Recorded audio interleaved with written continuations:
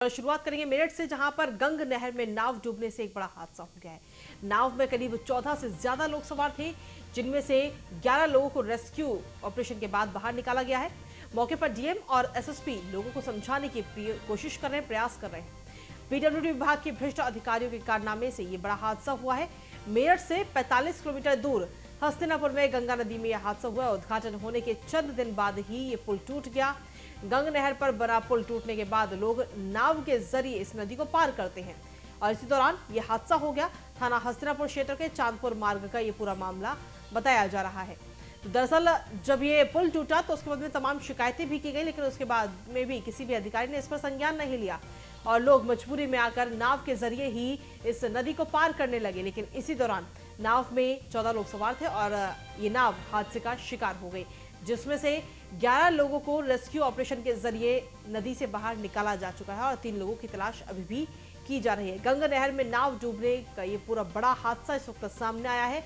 मेरठ का ये पूरा मामला है, जहां पर पुल टूट गया था। पुल पहले बनाया गया, लेकिन उसके बाद में पुल क्षतिग्रस्त हुआ, जिसके बाद में लोग नाव के जरिए इस नदी को पार करने लगे। 11 लोगों को रेस्क्यू ऑपरेशन के बाद में इस नदी से बाहर निकाला गया। साथ ही बता दें कि मौके पर डीएम और एसएसपी मौजूद हैं, जो कि लोगों को समझाने की कोशिश कर रहे हैं, क्योंकि लोगों में काफी गुस्सा है और जो गुस्सा है वो वाकई जायज है कि अगर पुल टूटा था तो आखिर क्यों समय पर रहते ही इस पुल को ठीक क्यों नहीं कराया गया, क्योंकि लोग अपना काम तो जरूर करेंगे। नाव के जरिए ही काम किया जा रहा था, नदी को पार करने के लिए नाव का सहारा लिया जा रहा था, लेकिन उस क्षतिग्रस्त पुल को सुधरवाने की किसी ने जहमत नहीं उठाई। अधिक जानकारी के साथ हमारे संवाददाता अतुल शर्मा इस वक्त जुड़ गए हैं, सीधा उन्हीं का रुख करते हैं। अतुल, देखिए जो लोग वहां पर इस वक्त मौजूद हैं, वाकई उनका गुस्सा जायज है और हालांकि ये भी जानकारी मिली है कि एसएसपी और डीएम भी वहां पर मौके पर मौजूद है, जो कि समझाने की कोशिश कर रहे हैं लोगों को। जी कृतिका, बिल्कुल लगातार ये अगर देखा जाए तो भीम कुंड का मामला है, जहां पर सुबह जो किसान हैं वो नाव से गंगा पार करके अपनी खेती करने के लिए जाते हैं। और हाँ। सबसे बड़ी बात जो पीडब्ल्यूडी विभाग के अधिकारी हैं, उनकी लापरवाही के चलते ये नाव शिकार बनी है। और लगातार देखा जाए तो उसके बावजूद भी जो पीडब्ल्यूडी विभाग के अधिकारी हैं, जिले के अधिकारी हैं, किसी भी तरह की कोई कार्रवाई अभी तक नहीं की है, जिसके चलते जो आज नाव है जो डूबी है उसी को लेकर के आसपास के लोगों में काफी आक्रोश है। साफ तौर पर उनका कहना है कि 3 से ज्यादा महीने हो चुके हैं लगातार शिकायत करने के बावजूद उन अधिकारियों पर, उन कर्मचारियों पर अभी तक कोई कार्रवाई नहीं हुई है। लगातार देखा जाए तो पीडब्ल्यूडी विभाग के अधिकारियों की बड़ी लापरवाही थी। पुल का उद्घाटन होने के चंद दिन बाद पुल गंगा में बह जाता है और उसके बाद अगर देखा जाए तो अभी तक कोई वहां पर कोई व्यवस्था नहीं की जाती है, जिसके चलते जो किसान है, आम जनता है, मेरठ से और बिजनौर सीमा में जाकर के अपनी खेती बाड़ी करते हैं, उनके लिए काफी दिक्कत समस्याओं का सामना करना पड़ रहा है। जिसके चलते आज सुबह एक नाव गंगा में भंवर में डूब जाती है और उसमें से 11 लोग तैर करके अपनी जान बचा लेते हैं। एक को रेस्क्यू कर निकाला जा चुका है, लेकिन अभी कई और लोग हैं जिनकी तलाश की जा रही है। तकरीबन 8 घंटे से ज्यादा रेस्क्यू चल रहा है। एनडीआरएफ, पीएसी के जवान लगातार वहां पर रेस्क्यू ऑपरेशन चला रहे हैं, लेकिन अभी तक कोई कामयाबी हासिल नहीं हुई है। एक व्यक्ति को निकाला गया गंभीर अवस्था में, उसको सीएससी से जिला अस्पताल के लिए मेरठ रेफर किया गया, लेकिन औरों की अभी तलाश चल रही है। लगातार सवाल ये खड़े होते हैं कि राज्य मंत्री दिनेश खटीक की विधानसभा का मामला है और उसके बावजूद राज्य मंत्री की तरफ से कोई पहल नहीं की जाती है। पीडब्ल्यूडी विभाग में जो मंत्री है केशव प्रसाद मौर्य पहले मंत्री थे 2017 से 22 सरकार में, उसके बाद देखा जाए तो अब जतिन प्रसाद है, उनकी तरफ से भी कोई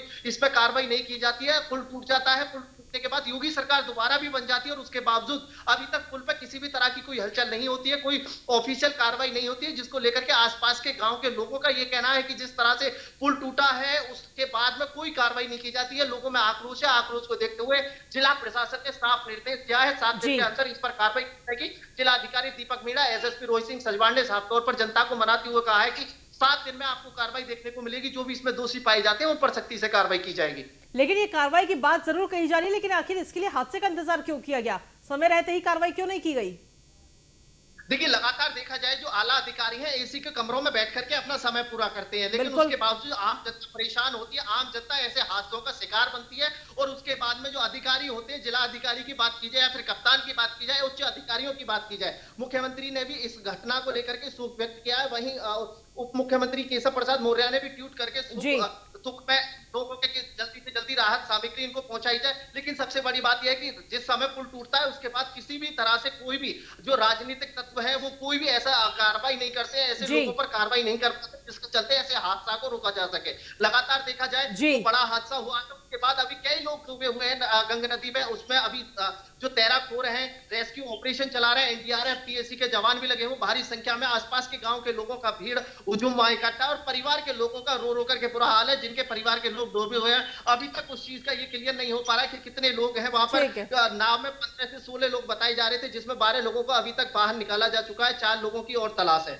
जी, चलिए ठीक है, शुक्रिया तमाम जानकारी देने के लिए अतुल। तो लगातार जिस तरीके से देखा जाए ये हादसा इस वक्त सामने आया है, लेकिन इस हादसे को लेकर देखिए गुस्सा जो है लोगों का वो वाकई जायज है, क्योंकि जब पुल अगर क्षतिग्रस्त हुआ है उसको बनाने के लिए कई बार गुजारिश की गई, कई बार लेटर्स भी दिए गए, लेकिन उसके बावजूद भी किसी ने इस मामले पर संज्ञान नहीं लिया। तो लगातार सवाल जरूर उठ रहे हैं। हालांकि अब डीएम और एसएसपी कार्रवाई करने की बात जरूर कर रहे हैं, देखना होगा कार्रवाई कब होगी।